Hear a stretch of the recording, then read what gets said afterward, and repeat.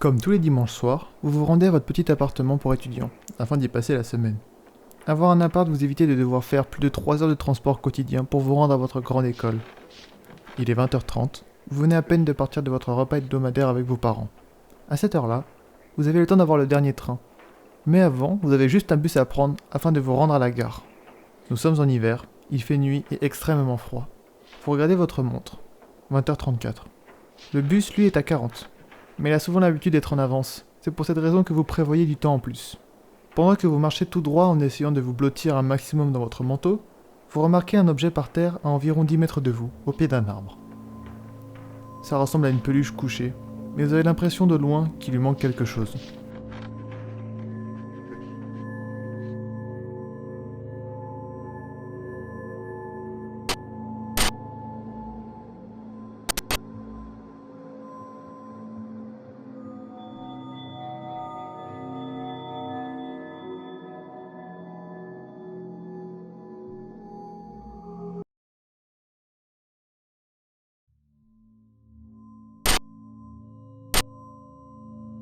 Vous vous rapprochez un peu plus de la peluche.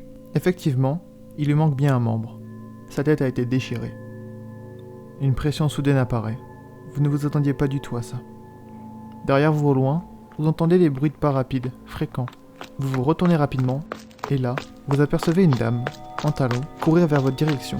Elle doit simplement courir afin d'éviter de rater son bus, celui que vous devez probablement aussi prendre. Elle vous dépasse. Vous regardez votre montre, 20h38. Vous vous levez précipitamment afin d'attendre le bus qui venait d'apparaître sur la route. Vous le prenez, validez, et vous essayez de vous dégoter une place confortable. Réflexe habituel, vous regardez votre montre. Il est 20h39. Une seconde de plus à observer cette peluche décapitée, et c'était fichu.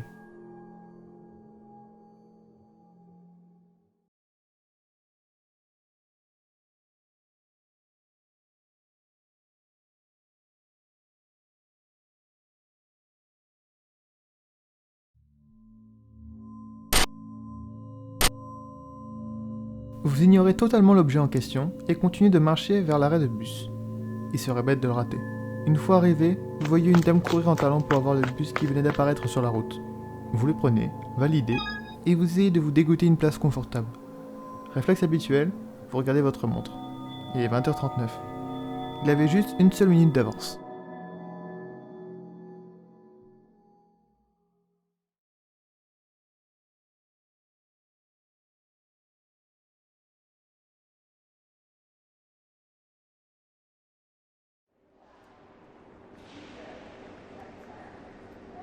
Le trajet de bus était rapide.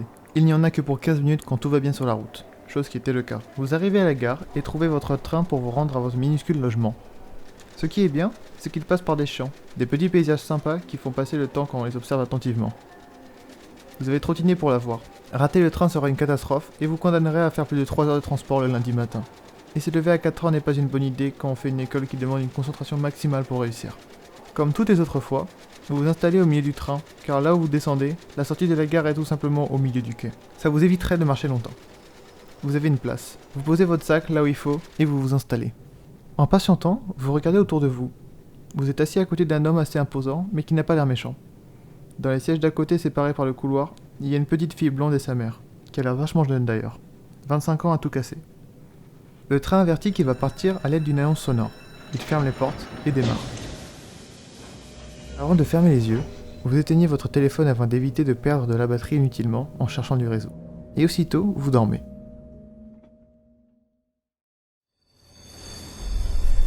Vous êtes réveillé par un ralentissement violent et inhabituel. Une annonce se fait entendre. Mesdames, messieurs, nous sommes momentanément retenus sur les voies. Nous reprendrons le trajet dès que possible. Pour votre sécurité, veuillez ne pas sortir sur les voies. Vous regardez autour de vous. La fenêtre offre une transition entre un paysage sombre et un tunnel peu, voire pas du tout illuminé. Le train s'est arrêté juste après être rentré dans le tunnel. Bon, plus qu'à attendre. Le fait de vous retrouver bloqué dans un tunnel ne vous enchante pas trop. En regardant autour de vous, vous remarquez une expression étrange sur le visage de la petite fille blonde assise à côté de sa mère. Elle a un regard effrayé, mais sa mère n'a pas l'air de le remarquer.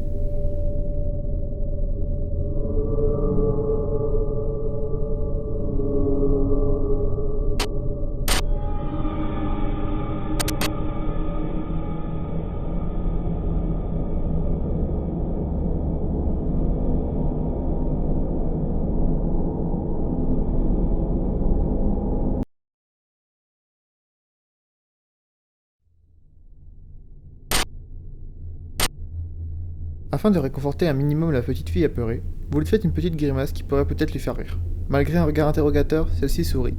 Sa mère la regarde. Sa petite fille vous retourne une grimace ridicule, mais rigolote tout de même. Après cette tentative de grimace, sa mère vous regarde. Elle a l'air amusée par ce que sa fille vient de faire. Elle s'approche vers vous, sûrement pour vous dire quelque chose. Elle s'apprête à parler, sourire aux lèvres.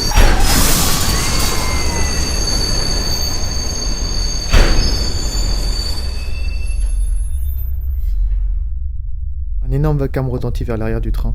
Même pas le temps de se retourner qu'un énorme choc vous fracasse les tympans et vous fait projeter dans n'importe quel sens à une vitesse incroyable. Le train se retourne et déraille. Les vitres latérales se brisent. Vous sentez-vous cogner de partout pendant que des gens crient et se voient éjectés de leur siège incroyablement violemment. Des os se brisent, des nuques se fendent, le sang gicle dans un vacarme de sanglots et de cris stridents pendant que des corps inertes vous frappent. En une seconde, tout a basculé. Votre vie, ainsi que celle des autres.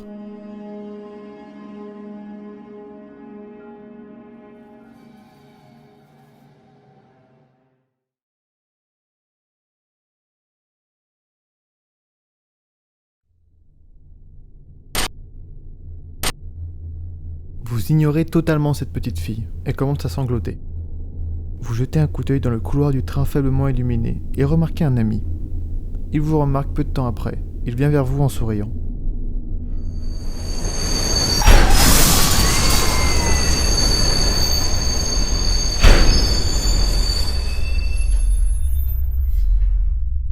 Un énorme vacarme retentit vers l'arrière du train. Même pas le temps de se retourner qu'un énorme choc vous fracasse les tympans et vous fait projeter dans n'importe quel sens à une vitesse incroyable. Le train se retourne et déraille. Les vitres latérales se brisent. Vous sentez-vous cogner de partout pendant que des gens crient et se voient éjectés de leur siège incroyablement violemment. Des os se brisent, des nuques se fendent, le sang gicle dans un vacarme de sanglots et de cris stridents pendant que des corps inertes vous frappent. En une seconde, tout a basculé. Votre vie, ainsi que celle des autres.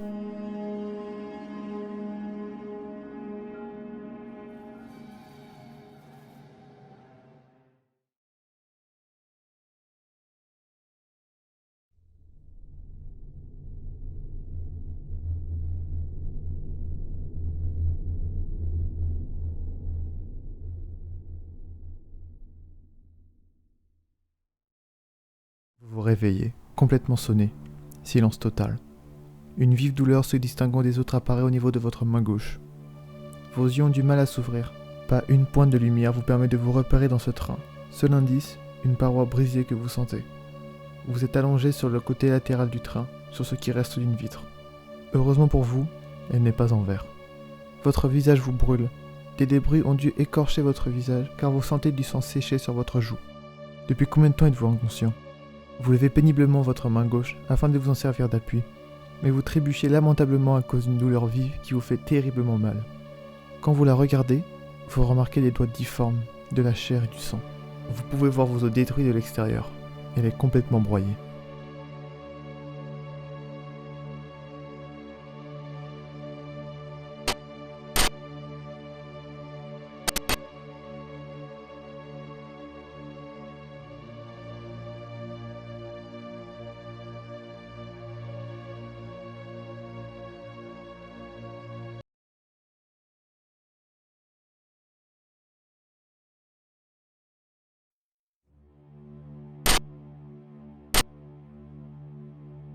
Assis, votre main droite tenant celle broyée, vous criez de toutes vos forces, à vous en briser les cordes vocales. Mais silence. Pas de réponse en retour. Des larmes coulent sur les plaques de sang séchées et collées à vos joues. C'en est fini pour vous. Votre mort sera lente et extrêmement douloureuse. Mais soudain, il y a du bruit. Des bruits de pas venant d'au-dessus de vous. Quelqu'un en ce moment est en train de marcher sur le train. Une lumière l'accompagne, sûrement la lampe torche de son téléphone. Vous entendez la voix d'une femme suivie de celle d'un homme, très doucement. Une voix fébrile dit :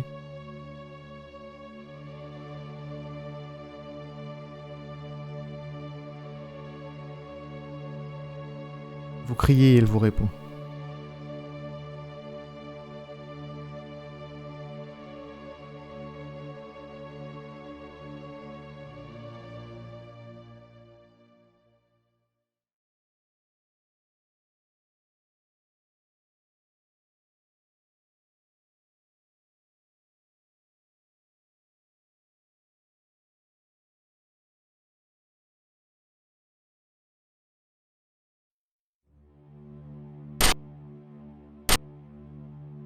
Vous essayez de surmonter votre douleur et tentez de vous relever à l'aide de votre main droite qui, elle, est toujours en état de marche. Vous réussissez. Une odeur incroyablement répugnante empêche ce qui reste de votre wagon. Vous regardez difficilement autour de vous. Vos yeux se sont habitués à l'obscurité. Vous apercevez donc une scène horrifique. Vous êtes à deux doigts de vomir. Le train est retourné, les cadavres sont déchiquetés, leur sang et leurs membres sont éparpillés dans tout le wagon. Vous craquez, toussez et vomissez vos tripes. En manque de force, vous tombez dans les pommes et en tombant, votre tête se fracasse au sol.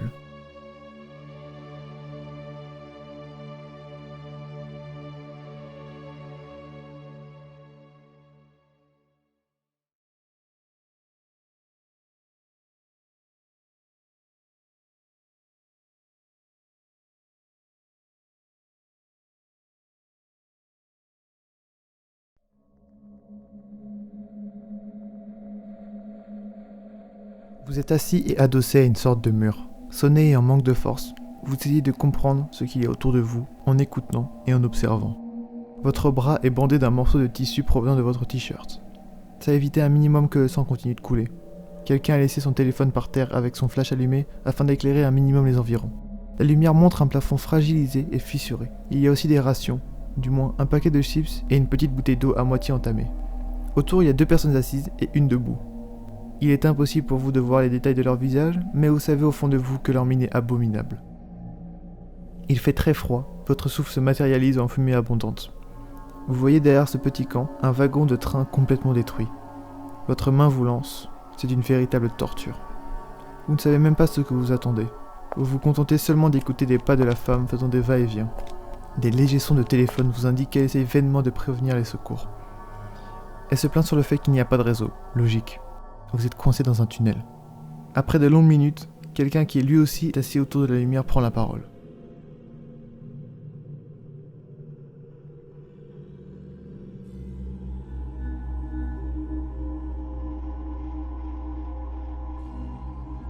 Il est fort probable que celui-ci soit parti seul, son portable allumé à la main, à la recherche d'une sortie ou d'un simple signal.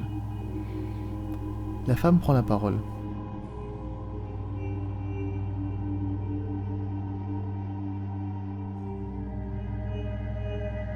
Vous tapotez votre poche afin de voir si votre téléphone est présent. C'est le cas. Vous le sortez de votre poche droite. Il est impossible de voir son état. Il fait beaucoup trop sombre. Vous décidez donc de l'allumer. Le logo de la marque de votre téléphone s'affiche à l'écran. La lumière vous aveugle. La vitre tactile est miraculeusement intacte. En haut à droite, le téléphone affiche 22h17 et juste à côté, du réseau. Une petite barre. Sans prévenir les gens autour, vous vous précipitez pour taper un numéro. Vous sentez la femme qui faisait des va-et-vient venir vers vous et s'asseoir à votre droite.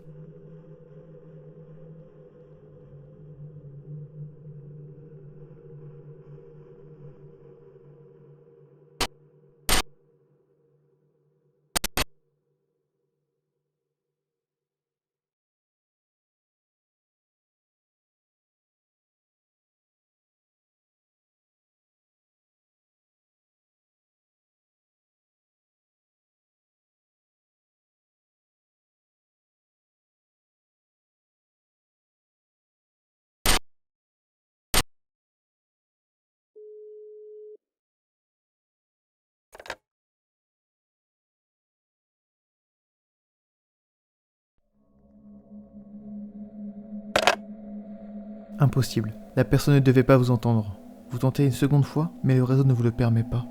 La femme assise à votre droite soupire. Vous la voyez se mettre les mains sur son visage. Elle pleure.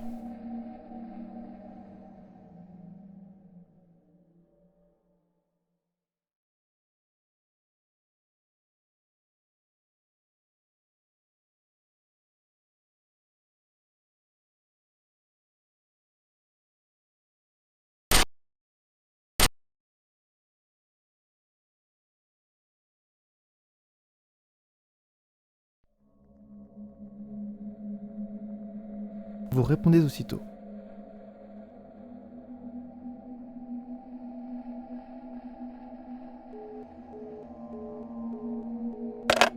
Leur téléphone est éteint.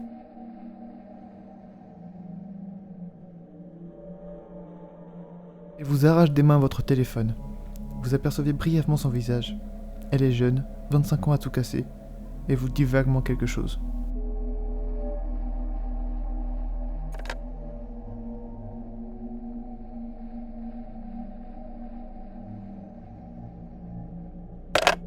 Impossible, la personne ne devait pas l'entendre. Elle tente une seconde fois, mais le réseau ne le permet pas. La femme assise à votre droite soupire.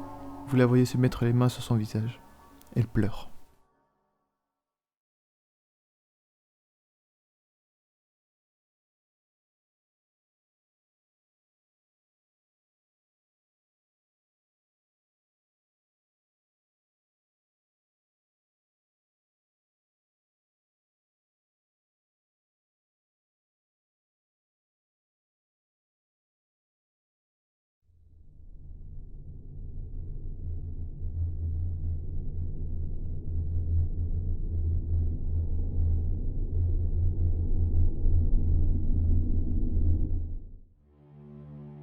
Pour vous ne savez quelle raison, la lumière du téléphone est toujours allumée au centre.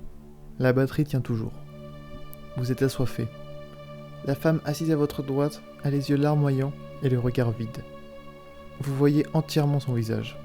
C'est la mère de la petite fille qui pleurait. Se sentant observée, elle tourne son visage rongé par l'angoisse vers vous.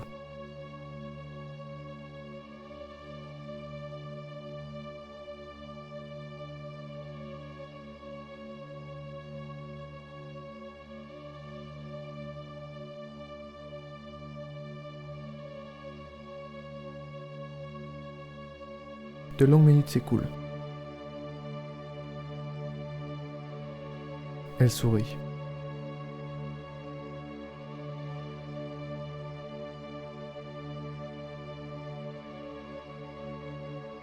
Son sourire s'efface.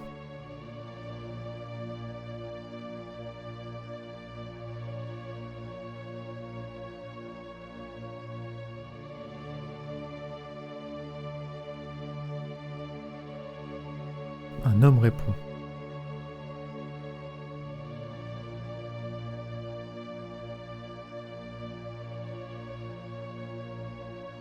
Il se redresse péniblement et attrape un paquet de chips, le seul paquet de chips, et le dévore devant vous.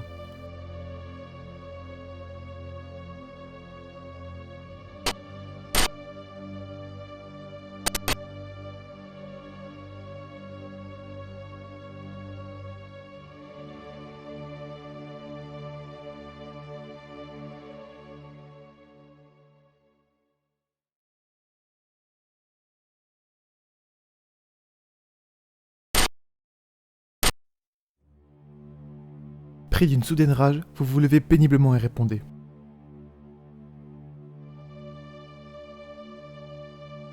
La quatrième personne qui n'avait pas parlé depuis le début prend soudainement la parole. C'est une voix de vieille personne.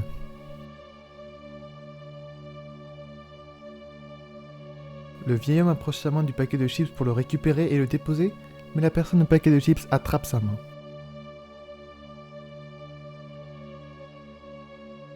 Il dépose le paquet, dégaine son poing et le flanque au visage du vieux. En même temps que le bruit du choc, un bruit d'os se brisant retentit. Le vieil homme s'écroule par terre, inerte. Vous vous précipitez vers le mec pendant que la femme qui était assise à côté de vous fonce vers le corps inerte.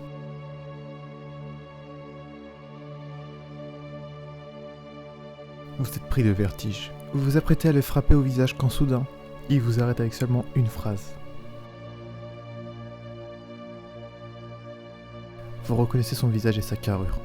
C'était l'homme imposant, assis à côté de vous dans le train avant que celui-ci déraille.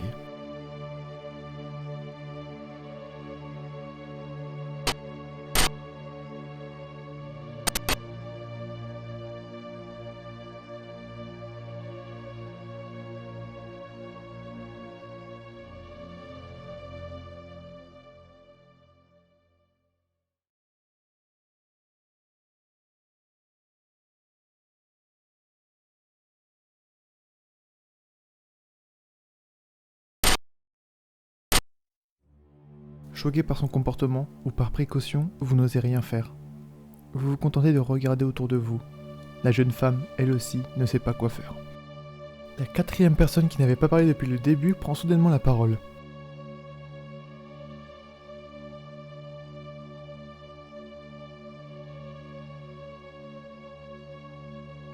Le vieil homme approche sa main du paquet de chips pour le récupérer et le déposer, mais la personne au paquet de chips attrape sa main.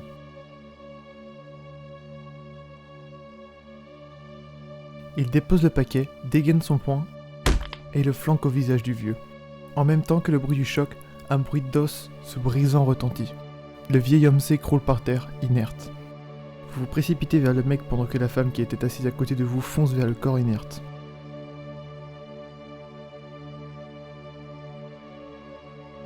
Vous êtes pris de vertige. Vous vous apprêtez à le frapper au visage quand soudain, il vous arrête avec seulement une phrase. Vous reconnaissez son visage et sa carrure. C'était l'homme imposant, assis à côté de vous dans le train avant que celui-ci déraille.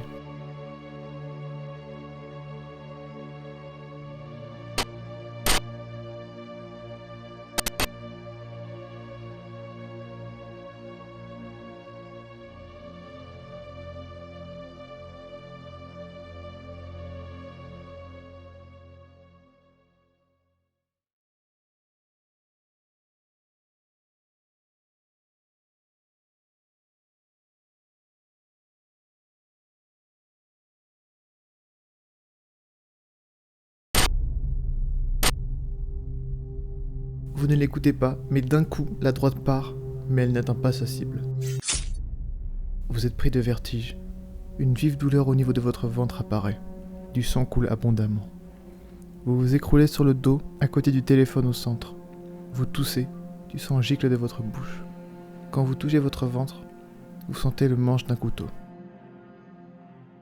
Vous voyez le visage d'une femme au-dessus de vous, en train de vous secouer et crier. Vous n'entendez rien, seulement des bruits sourds.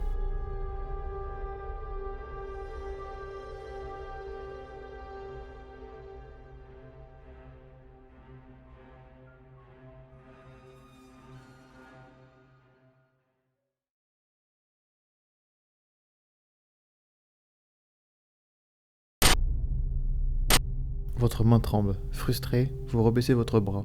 Vous vous rasseyez bouillonnant sur place. Le cadavre du vieil homme gît juste devant vous. Il a mystérieusement sa main derrière son dos. Alors que le feu de l'action vous faisait oublier votre douleur à votre main gauche, la voilà qu'elle revient plus terrible que jamais. Vous vous crispez de douleur. La jeune femme s'approche vers vous en regardant d'un air méfiant cet assassin. Au passage, elle prend la bouteille d'eau qui était posée.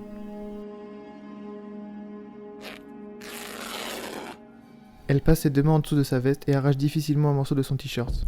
Elle l'enroule, fait un nœud et le serre autour de votre bras.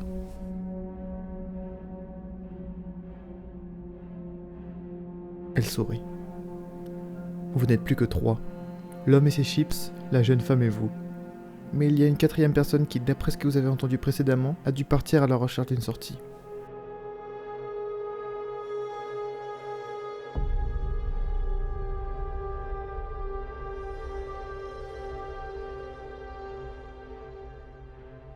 Vous mentez.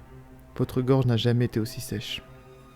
L'homme, toujours avec ses chips, regardait le spectacle. Il enfonçait en même temps que les chips ses doigts gras et sales.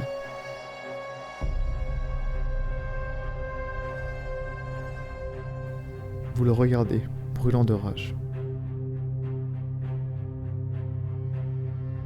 De derrière son dos, celui-ci sort un couteau à cran d'arrêt et tape la lame sur son paquet de chips vide.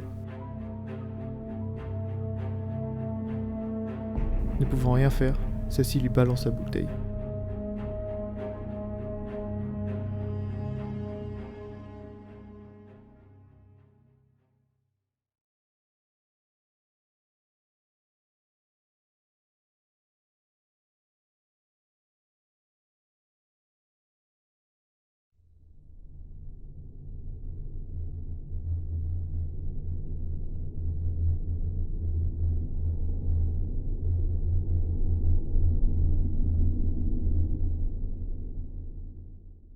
La lumière centrale a disparu, sûrement par manque de batterie. Mais vos yeux se sont habitués à l'obscurité. Vous sentez que la fin est proche. Tandis que vous et la jeune femme êtes écroulés et torturés de crampes, l'homme, lui, a l'air de dormir paisiblement. Quelqu'un vous secoue faiblement le bras et chuchote.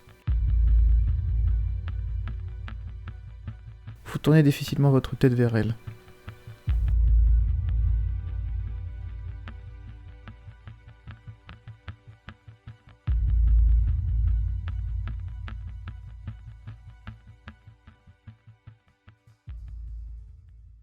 Soudain, vous sentez des fines particules de gravier se poser sur votre visage. Le tunnel, enfin ce qu'il en reste, commence à gronder. L'homme se réveille. La fille chuchote profitant du bruit pour vous adresser la parole sans se faire remarquer par l'homme. Vous vous levez péniblement, l'homme vous remarque. Ni la femme, ni vous prenez le temps pour lui répondre. Vous dégainez votre téléphone et allumez la lampe torche qui vous éblouit et commencez à courir. La jeune femme vous suit de près. Vous sentez derrière vous l'homme tentant de se relever. Il essaye de vous suivre le plus vite possible, mais sa jambe lui en empêche. Le plafond commence à s'effondrer et enveloppe tout derrière vous. L'homme, le cadavre, le wagon. Vous avez du mal à courir. Votre main vous brûle, votre estomac crie. Mais la femme, qui est un tout petit peu plus en forme que vous tire pour que vous fuyiez à sa vitesse. Mais soudain, elle trébuche. Elle a trébuché sur un cadavre. Le cadavre de l'homme qui était parti pour trouver une sortie, qui n'a d'ailleurs pas survécu longtemps. Un cri strident vous perce l'oreille.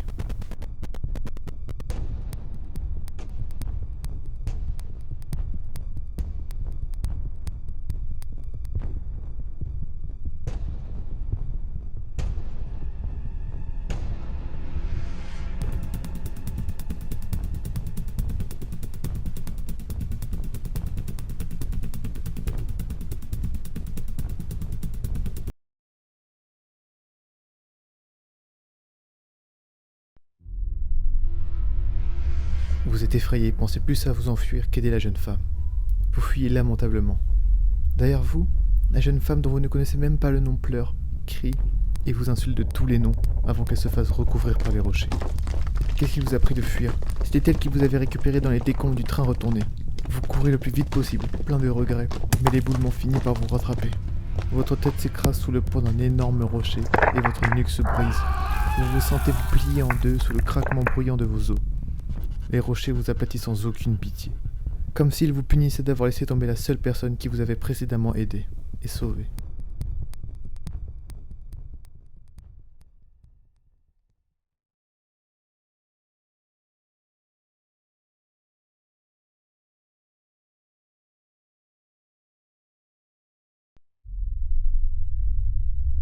Vous prenez votre courage à deux mains et faites demi-tour pour venir la chercher.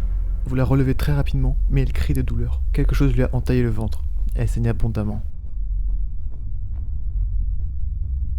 Juste après cette phrase, devant vous, des rochers tombent sur votre passage. Maintenant, devant et derrière vous, des murs difformes et immenses vous bloquent. Vous pointez votre flash vers le plafond et vous remarquez que celui-ci commence à se fissurer, craquer, en libérant du gravier. D'une seconde à l'autre, il va s'écrouler sur vous.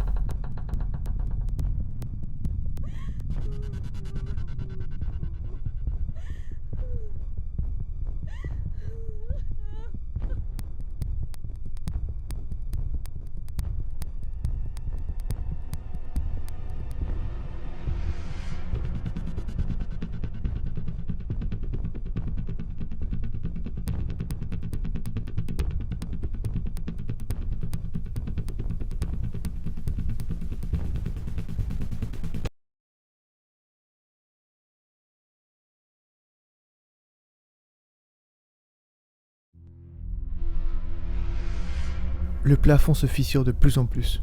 Des petits rochers commencent à tomber. Vous vous en prenez un en pleine figure, arrachant votre arcade et endommageant gravement votre œil. Vous criez de douleur.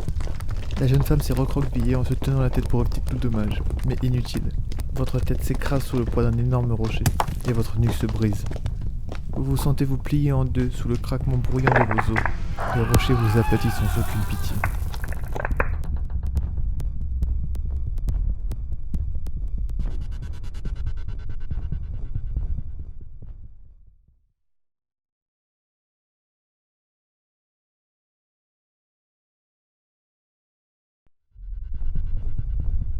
La jeune femme vous regarde pour la dernière fois.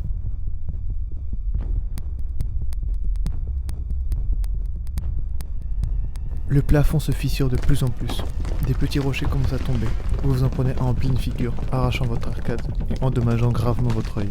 Vous criez de douleur. La jeune femme s'est recroquevillée en se tenant la tête pour éviter tout dommage, mais inutile. Votre tête s'écrase sous le poids d'un énorme rocher et votre nuque se brise. Vous vous sentez vous plier en deux sous le craquement bruyant de vos os. Les rochers vous aplatissent sans aucune pitié.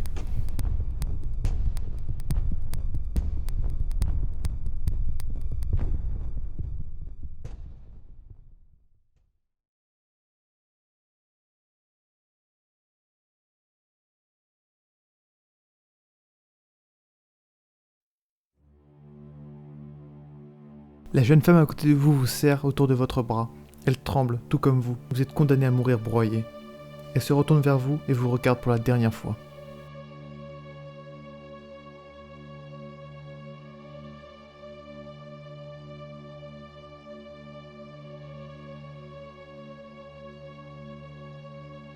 Elle vous sourit malgré les larmes coulant sur ses joues.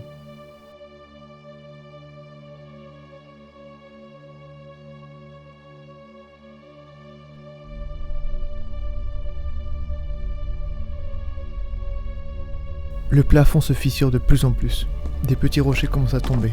Vous vous en prenez un en pleine figure, arrachant votre arcade et endommageant gravement votre œil. Vous criez de douleur. La jeune femme s'est agrippée à vous. Elle saigne de la tête. Votre tête s'écrase sous le poids d'un énorme rocher et votre nuque se brise. Vous vous sentez vous plier en deux sous le craquement bruyant de vos os. Les rochers vous aplatissent sans aucune pitié.